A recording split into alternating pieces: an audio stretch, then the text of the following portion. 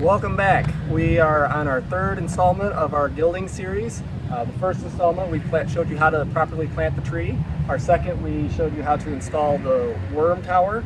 And now we're going to talk a little bit about a gild.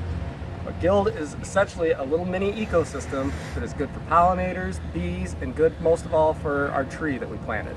So let's get started on going over what all these are and why they're good.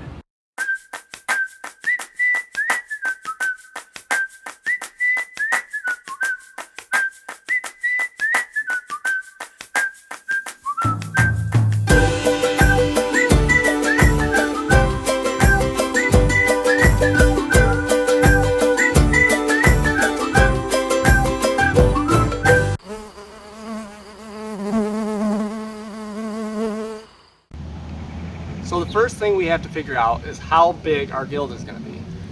Your gild is going to lie within the drip line of your tree. The best way to figure that is the height of your tree. So this one, the mature height is 12 foot roughly. So we're going to half that, and we're going to take a 6-foot string, and all we do is tie it to the base of your tree, and you run it all the way out, and this is going to be your drip line. So this is going to be your gild. Everything is going to be within this drip line, because anything outside, the roots aren't really going to reach. So half the height of your tree is going to be your drip line. And the easiest way is a simple string. Take it all the way around, and there's the center of your gild. Okay, so there's 5 parts to a gild. The first part we're going to talk about is the outer part, which is your suppressors. These are going to be made up of alliums and bulbed plants. And what they do is they keep the grass at bay. They keep it from growing into your gild. The way they do this is because their root systems are bulbs, so it makes it very difficult for grass to send their runners in there. They get blocked by these bulbs. Here we have some irises, onions, we have some chives. We don't have the best one. The best one is daffodils. Daffodils are really good because they come up early. They attract bees. They're one of the first things bees can get into, and they are actually deer deterrents because deer find them to be poisonous. So if you get some of these alliums, you take them all the way around the outside of your drip line, and they will protect your gild from encroaching grass.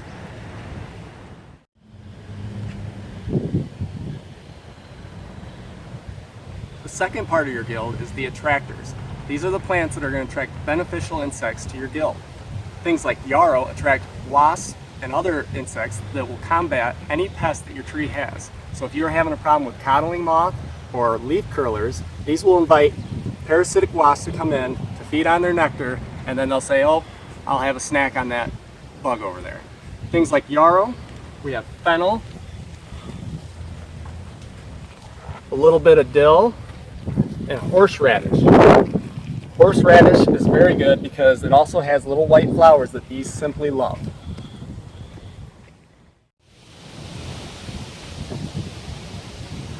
The third part of the gild is the repellers.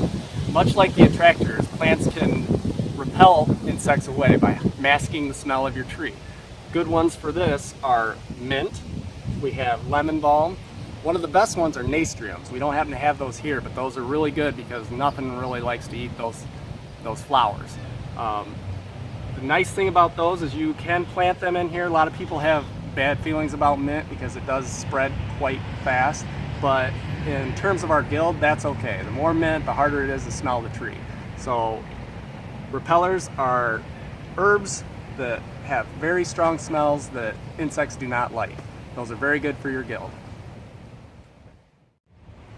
The fourth part of your gild is going to be the mulchers. These are big plants with big leaves, and they bring up nutrients from the soil, and as they grow big and tall, you can whack them off, toss them down by the base of your plant, and they'll feed your plant. Good mulchers are rhubarb, again horseradish is very good, and comfrey. Comfrey is one of the best because comfrey serves multiple purposes, and it has a root that'll go 6 foot down in the ground and pull up a bunch of nutrients. And it's very fast growing. You can cut it right at the base, toss it down in here, and it'll grow right back up again. It's a very important plant for your gild. The fifth and final part of your gild is the nitrogen fixers. These are the ones that are going to fix the nitrogen levels in the soil. The way they do this is they pull nitrogen from the atmosphere and they put it down into their roots, and then on their roots they have little nodules that interact with bacteria in the soil that convert it back into the soil.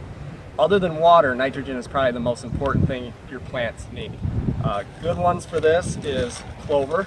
We just have some white clover. We have some false indigo here, and we also have some bean seeds that we're going to plant at the base of our tree and let it grow up the tree. All you have to do is take and sprinkle it around, and then take your rake and rake it in so the birds don't have an easy meal.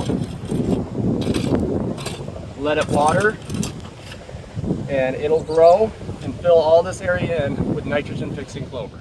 So we've planted our clover, and we're going to finish up by planting a few beans around the base of our tree. We're going to let them just climb right up the tree. They won't hurt the tree, and they'll actually feed the tree through their roots. It's a very simple thing to do. Now that the clover's all planted, that'll grow in nice and thick, and it won't grow very tall, so it won't choke out any of our plants. It'll keep the moisture in by keeping the sun from beating down on the soil, and it'll serve its main function. Now, in a gill, there's many things you can put in. You can put things that you like or that you're interested in. We here actually put in a few small milkweeds for our butterfly friends because we all know that the monarch is having a very difficult time. We want to help out with them. We also put in some strawberry plants for ground cover. They're just here, we're going to eat the strawberries, but if for some reason we don't get to them and they go bad, or you have cherries fall on the ground that are bad, we have this right here that we can just scoop them right up, put them right in there, and the worms will take care of them for us. So we also have a few trees here.